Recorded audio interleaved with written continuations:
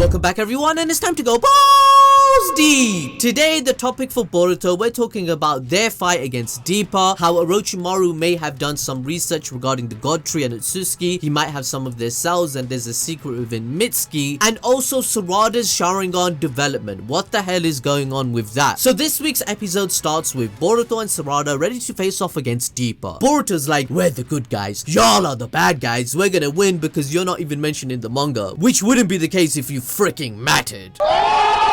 Deepa doesn't buy it and fires off his carbon cubes, cause what else can this man do? He's literally a turret from League of Legends. This literally is the only attack that he performs. Oh my god, you suck! Boruto creates some shadow clones to charge into battle, but of course they're poofed out of existence in only 12 seconds. Trust me, I timed that shit. Meanwhile, Sarada is running above, charging headfirst at Deepa. This man doesn't care though, and then button bashes another round of cubes. This is where Sarada's training comes into play with Sasuke, however, as she activates her Sharingan and can automatically find a way to evade the incoming attacks, either dodging them completely or hitting them away, this time not being hit at all. And she even manages to throw some shuriken his way, even though he blocks them with his carbon. As that's happening, Boruto sends himself to take Deepa on again. But then this man just gives zero freaks, fires off even more of the same shit over and over again, and yeah, it's getting pretty old pretty fast. Deepa's attacks definitely needed more variety. Thank you! Now you get the point by now. The whole beginning of the episode is to showcase the fruits of Sarada and Boruto's training. The fight continues and it's to the point where Paper Bomb Kunai can't even hurt the guy because Deepa literally told Team 7 how his jutsu worked in their last fight, that he is made of carbon, and simple science should have told them that normal attacks like this would be a waste of chakra and time. They both know this, and Boruto decides to whip out his secret weapon. He decides his new Rasengan compression one will do the trick, and I mean, of course, we all knew that would be the case. We saw him develop it from start to finish and use it on Shijoji like he's a freaking test subject. He asks Sarada to buy some time whilst he prepares the jutsu, which again doesn't make any sense as he was able to do it almost right away against Shijoji. He didn't need any help preparing it back then, so why does he need it now? I guess we can argue that Boruto is putting more of his chakra into it this time round since Deepa is a stronger opponent than Shijoji, but yeah. Let me tell you my name. I'm confused. Deepa then proclaims that he will be the one to eat the divine tree fruit, as it's the only thing that can satisfy him now since the flavors of the world have bored him. Kinda reminds me of some episodes of this show, I'm sorry to say that. So true. Meanwhile, we transition to Konohamaru, I mean Trashamaru, as Trashamaru and Victor, they're duking it out. The disrespect on Konohamaru's character continues and it will never end. I feel like the writers are disrespecting Konohamaru more than even I am, and without Orochimaru stepping in, Konohamaru, he would have had 100% died against Victor, and on top of that, Orochimaru does his job for him and takes care of everything. He stops Victor, stops the divine tree, and also tells Naruto of the events already reporting back to him before the episode even ends. Konohamaru literally took the entire backseat in the car and achieved nothing yet again in this episode. The writing of this character keeps destroying his legacy, and it's getting worse, unfortunately. So much pain! Anyway, Konohamaru tells Victor to spill his evil plan, and you would think he'd be like, hell no fam, I'm not spoiling that shit for you, I'm keeping that to myself. But no, he seriously just spills the whole plan. He's like, these people are gonna die so that I can prosper. This guy don't even give no fucks either about his company, and to be honest, we don't either, because the boss man known as Kashin Koji is gonna kill this dude, and he deserves it. We don't care. Let me tell you. While Victor is justifying the plan by comparing it to how the great nations trample on the smaller ones, which I don't get. This dude was a ninja in the 4th war, he should know what Naruto achieved and how selfless he was, but Konohamaru just ignores him and forms a hand sign despite his left arm being out of commission. Like, holy frick, my dude is actually going to do something cool? Is this the moment he actually proves all of us wrong and becomes not trash? No, Konohamaru doesn't achieve anything in this episode. I just told you that. Orochimaru did. Oh my god, you suck! With that, we transition back to the fight with Deepa, and Sarada is still showing how badass she is, not being able to take a single hit. Definitely a candidate to become the next Hokage, so if this video gets 15,000 likes, I'll make sure to cover that topic of every sign how she will become that.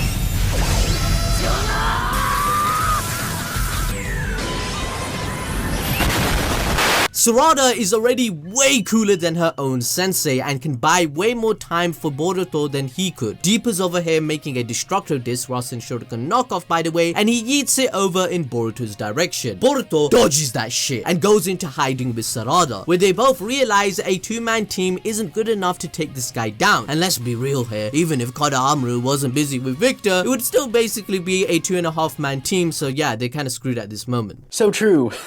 I'm taking the piss out of Konohamaru, I'm sorry guys, forgive me, please forgive me. So with balls deep prediction jutsu, it turns out Orochimaru came to help because Victor took the Hashirama cell from him and he's come to get it back. Orochimaru tells Mr. Fodder over here to step aside and stay out of his way. He doesn't need any garbage slowing him down, and I'm not even kidding. Orochimaru literally says this to Konohamaru, and he deals with Victor in an instant, showing the difference of power immediately, making a freaking ninja that knows all 5 elements seem as fodder in front of him. However, due to Amado's modifications on all the inner core members that you have to remember, he is able to regenerate and come back alive even if his head is bitten straight off. Victor is busy shitting his pants and he tries to use a lightning jutsu to fry himself some snake for dinner, and even manages to take out Orochimaru's right arm. But it's Orochimaru, like, come on, that's not a big deal, and he just grows it back. And you'll notice that his robe didn't grow back with it, which means, you know, when Victor regenerated, somehow his eye patch is just part of his body and that came back. What the hell? I'm sorry, I'm kidding.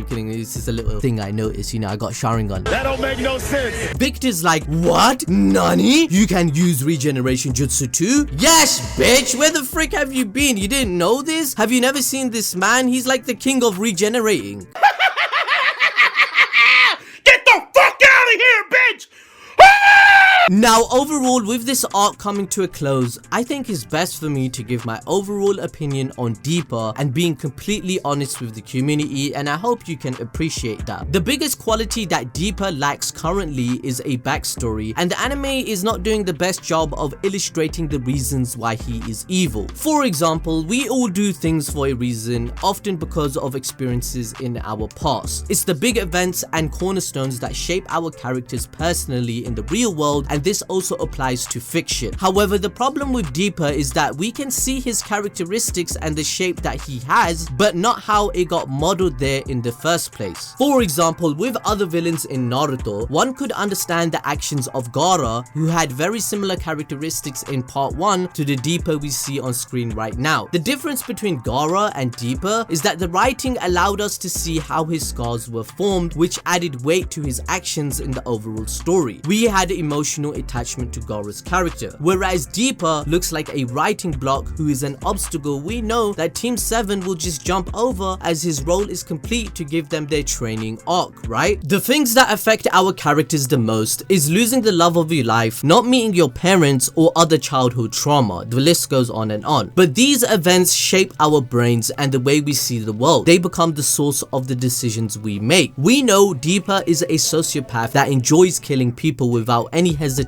or being provoked. Due to this nature, he isn't understood by others. This tells us that he is a sadistic person, but how did this happen? We don't know. Deepa is very battle crazed, enjoying a good challenge if he can find it. Deepa treats his target as prey for a hunt, looking at them as beneath him, just as he did with Boruto and Sarada in their second bout. He relishes in their fear and the pain that he can inflict on others. But again, why does he have this ideology or thinking? We don't know. Deepa is someone that enjoys trying as many different flavors as he can in the world. Due to his deranged nature, he has become a cannibal, desiring a taste of blood and flesh of his enemies as it intrigues him. Again, why does he feel this way? We don't know, besides the fact that he does, since he is a sociopath. Now, saying all of this, do you care? Why should I care? Why should I invest in such a character if I'm being presented no reason to? The only reason I see people liking Deepa, and me personally, is that he is a budget Hisoka that I want to see be killed by Boruto, Sarada and Mitsuki, because the characters I actually do care about and have development should become stronger.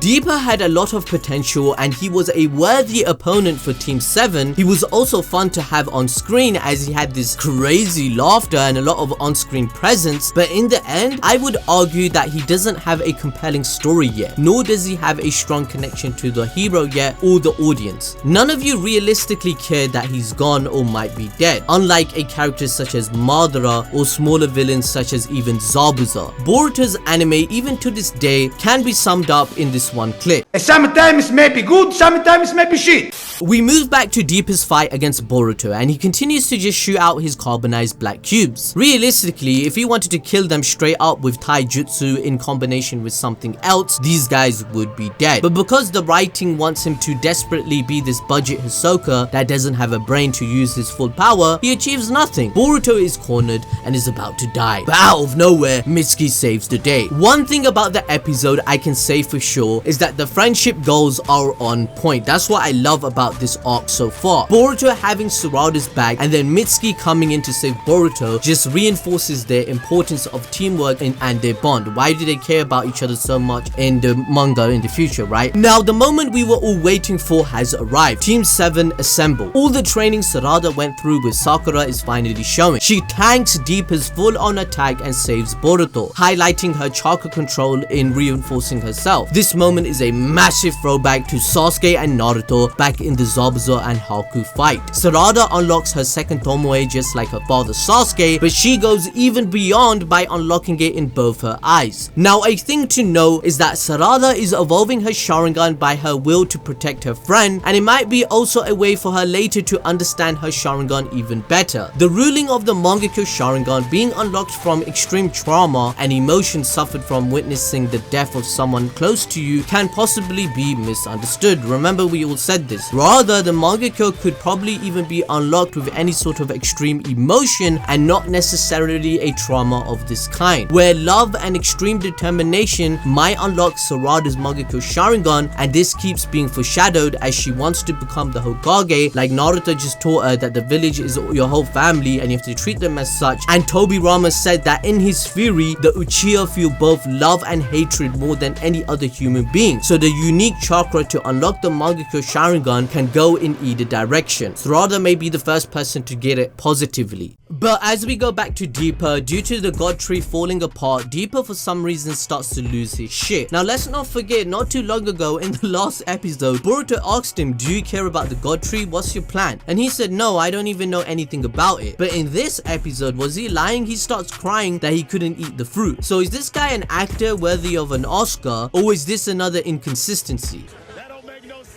Either way, this gave Boruto enough time to prepare another compressed Rasengan. So with Deepa's newly diamond armor, he decides to tank Boruto's penetration Rasengan, and as they both come to a stalemate, we witness the most epic, at least this gave us the most epic goddamn Nakama moment so far in the goddamn series. Mitsuki grabs onto Boruto's shoulder and he puts chakra into him, sage chakra, mind you, sage mode, mate. And Sarada comes to, it's like some Dragon Ball shit. So all of them together, all three of them flow their chakra into this penetrating Rasengan, and the music's playing in the background, and they are able to send Deepa flying. We tired of playing with your ass, nigga.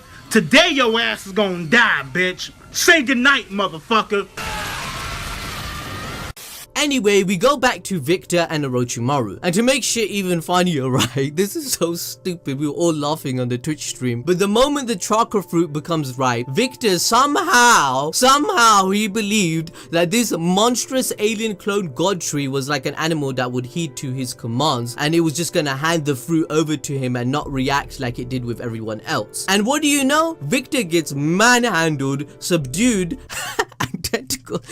I'm joking, but he literally gets swallowed by the god tree's tentacle vines. It's like your brain doesn't fucking work, you idiot.